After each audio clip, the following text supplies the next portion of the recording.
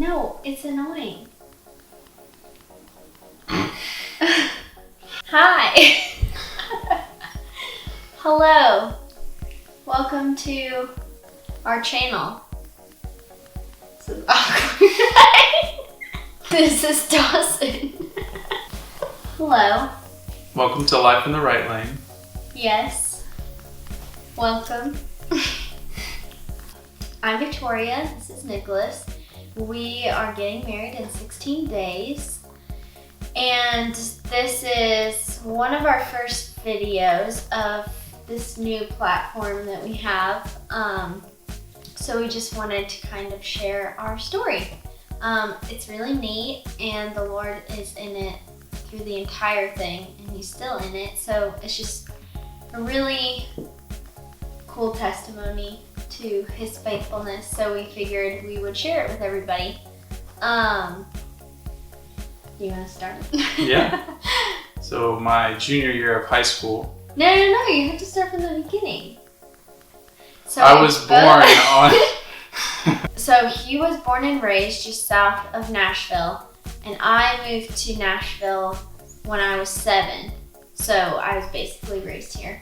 So we grew up on opposite sides of town. So we went to different elementary schools, but for middle school and high school, we went to the same school. And so we've known each other for forever.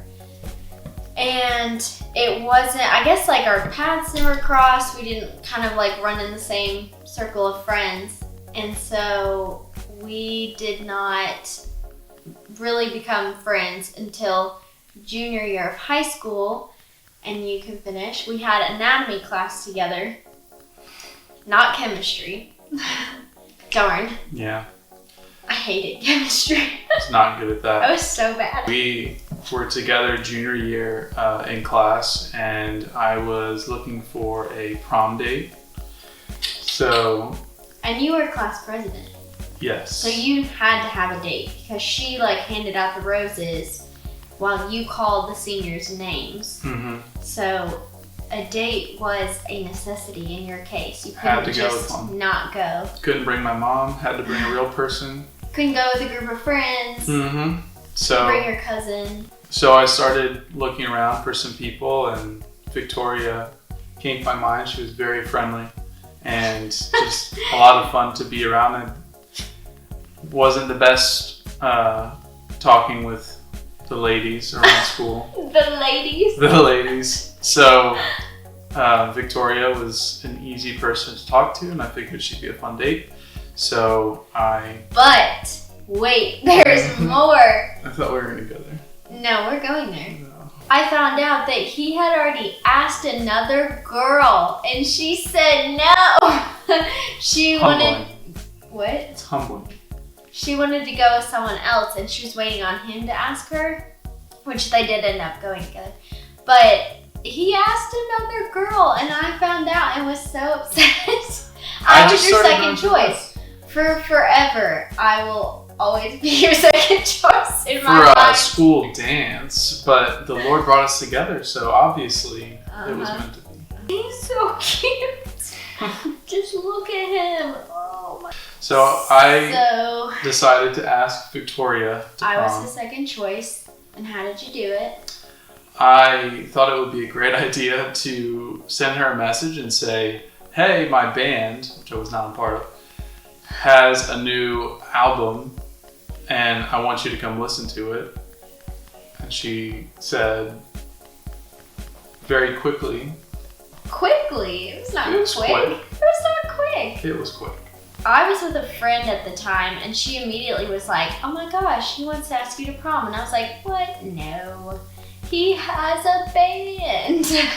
He handed me a CD that was supposed to be this band CD, but really it had like a piece of paper taped on the front that said, will you go to prom with me? And I was like, what? OMG. And then we went to prom together, and then after, he developed a little crush. The time didn't really feel the same way. He was very mature for our age, and I was still very... That's another word for lame. That is not true. I was still like very I don't know, bippity boppity little bubbly girl. Say another B word.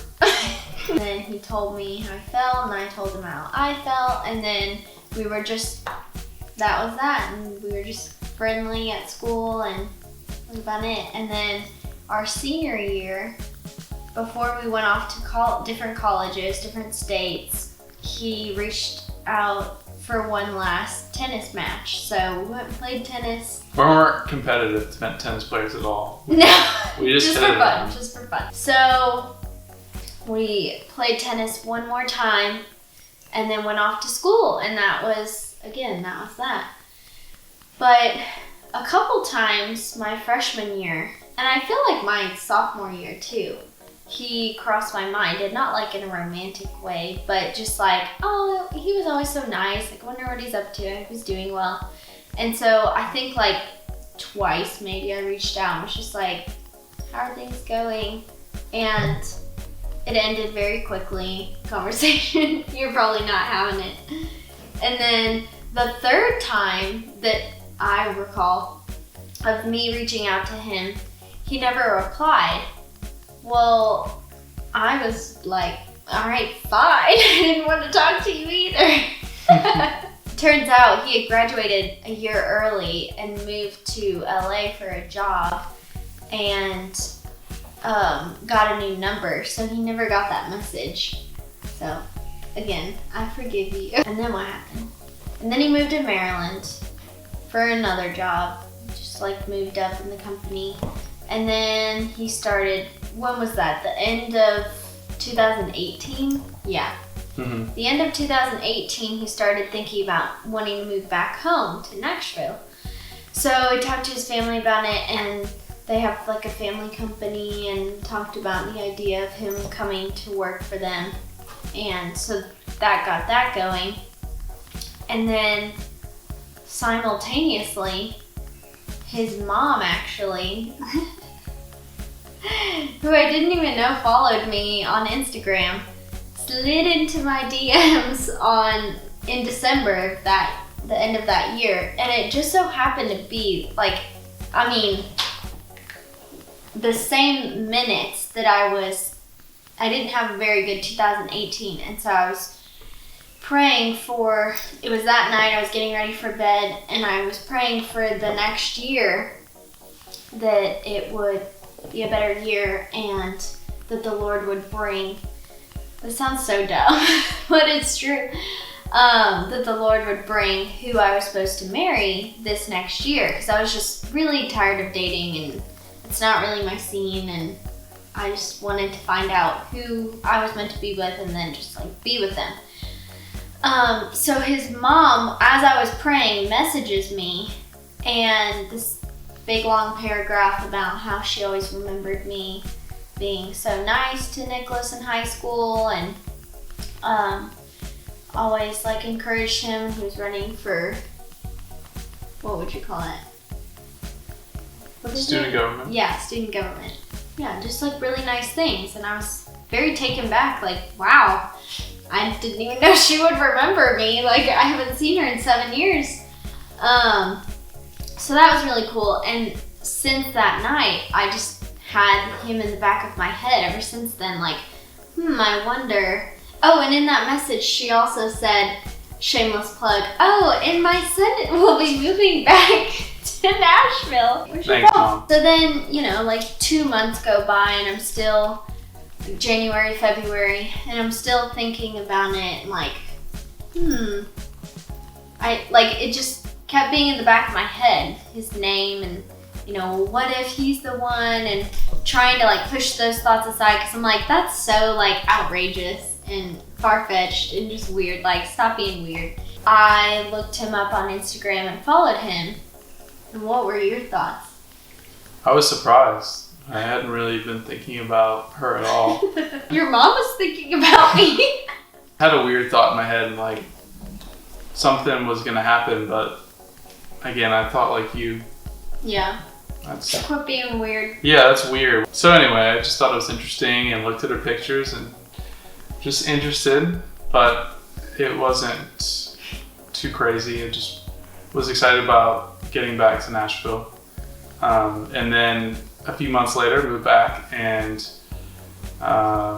started to reconnect with some high school friends and meet up with them and see what they're up to. And I got some more encouragement from my mom saying, hey, I'm telling you. I didn't have her number available. I had it somewhere, but I didn't have it available. So I was like, all right, I'll have to slide into her DMs. So I sent her a message, asked her about church. Because I really did want to know where she went to church. And obviously, from what my mom was saying, you were very passionate about a lot of the stuff that you were learning. So I wanted to know where that was coming from. It was weird to see her again. That was the first time so weird. since high school. I got really awkward as we were like saying goodbye, and I started, I don't know why, but talking about how everyone in my family was married at 26. Like everyone, my grandpa, my dad, my brother, my other brother. And so on that trail, I was like, so I guess I gotta hurry. Because I was 24 at the time, and it was so awkward, and everyone was just like, so weirdly like giddy about it all. And like there was no inclination that we liked each other, knew anything about each other, knew anything at all. 2 days later, he reached out again saying he wanted to catch up over dinner and hear like what I was doing in life now. And I am like, oh my gosh, it's a date. It was not a date. I did not know that. So I'm like freaking out, like what do I wear? And then he pays for the meal. I would think that's a date. I just thought we'd catch up, and then I was being nice and paying for it. Paying for a girl's meal that you're not taking on a date. Well, I'm trying to be a gentleman as well. I was nervous at first, scared about like, what if the conversation like doesn't flow easily and it's just like awkward and weird the whole time, painful. But to my surprise, the conversation flowed very smoothly, very natural, like just kept going and going. And I don't usually have that with many people. So that was surprising. And we talked for like 3 hours straight. And then when we were done with dinner and done sitting there for forever, we went outside and I was like, I don't want to say goodbye. So I was like, want to keep like walk around? And so we walked around and talked more. And then after that is when you started liking me, right? Yeah, I think there were a lot of questions I had about her going into that dinner, and that's kind of why I said it wasn't a date, because I just wanted to get to know you. Yeah. And you answered a lot of questions that I had about how you saw things, what your perspective was, where your maturity level was, whether you were the type of person that was interested in pursuing marriage intentionally. So yeah. I hadn't seen that in someone in a long time, and it was really nice. So I waited a week and then asked her out on a real date. There were so many like God moments throughout this whole thing. Anytime I had a question or doubt, it was immediately demolished with the truth and with what the Lord wanted to bring us into. So he ended up calling me, asked me out on our first official date to a baseball game. When he took me home, so this, mind you, this is our first official date. And we pull into the driveway and he puts it in park and starts telling me how I am the type of person that he sees himself marrying. Now normally that would be like a huge red flag for people and be like so weird. Like this was our first like real date. This is the first time we like really hung out and talked and got to know each other. How could you like be so sure and like confident saying such a like big thing early on? I mean, that's really early. But weirdly enough, I was thinking the same thing. I just was never gonna say it. The type of person. Not actually saying I want to marry you right now. I think I was probably like this series of sermons, and then it's also a book, right? Mm-hmm. Ben Stewart, like marriage series. You looking for the book about like season of singleness, and then like dating, engagement, marriage, and so on, and like trying to find the person that the Lord has for you. And he had previously listened to these series of sermons and read the book. He would say things that Ben Stewart says to say to really make the relationship like purposeful, and to not leave the woman that you're pursuing in the dark and not kind of feed into that confusion, which I feel like a lot of relationships are like that, where you never know, you leave the date and you're like, I wonder if they're gonna call me, do they like me, I don't know, like when am I gonna see them again, are they gonna text me tomorrow? There's just all these emotions that go into it. And so for a man to be very purposeful and driven in what he wants and make it clear to the woman, I think that's the best kind of pursuit and respect that you can give a woman.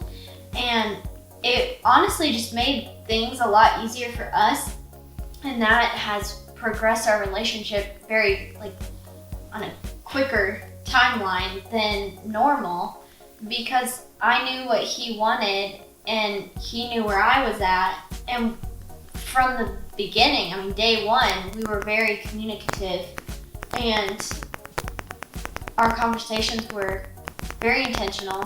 We asked really good questions, got to know each other, really know each other, and not just, I don't know, fleeting feelings and, oh, he's cute, and things like that. It wasn't like that at all.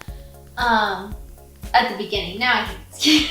Okay, I'm gonna stop talking. I feel like I've talked for forever. I think it's really important to pursue people in any relationship, friendships, or in a romantic relationship. Pursue them intentionally, because God does that for us.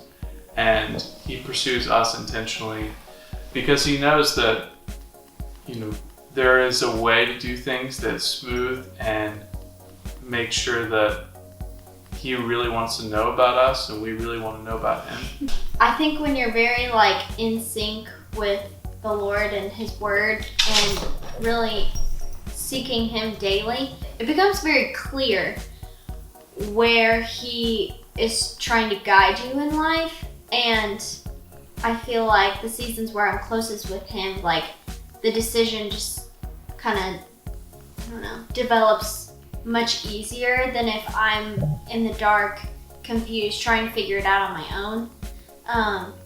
So because I had been very prayerful about my future spouse and who that would be, and that this year would be the year that the Lord bring him to me,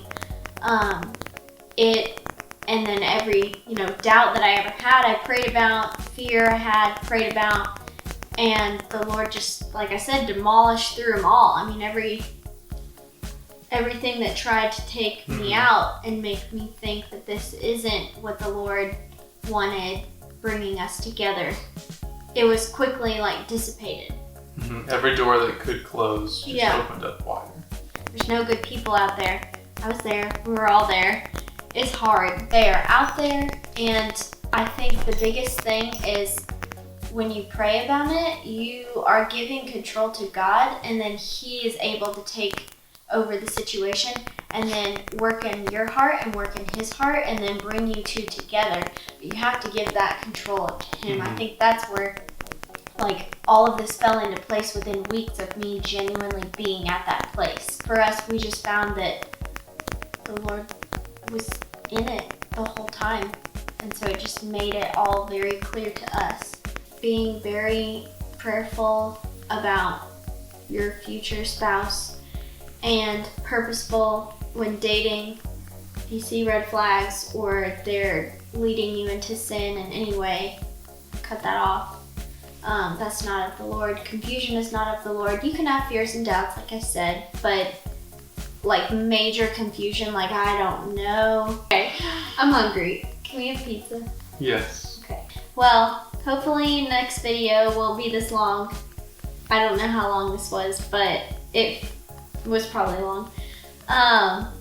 Thank you for watching, and if you have any questions or are interested in knowing more about our story or need advice or encouragement, please send us an email, drop a comment, find us on Instagram, whatever.